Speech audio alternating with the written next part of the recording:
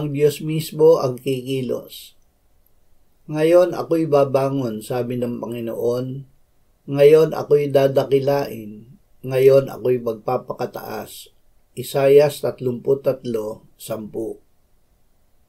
Gamitin natin ang ating pananampalataya upang tayo ay mapanatag sa pandirigbang ginagawa sa atin ng ating mga kaaway. Ang Diyos ay makikipaglaban para sa atin. Siya ay kasama natin at mangunguna sa atin. Huwag tayong matakot dahil ang Diyos ay sumasa atin.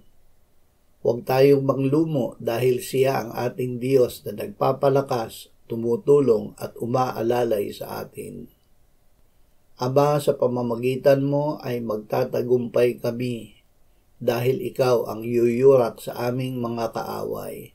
Sa pangalan ni Jesus, Amen.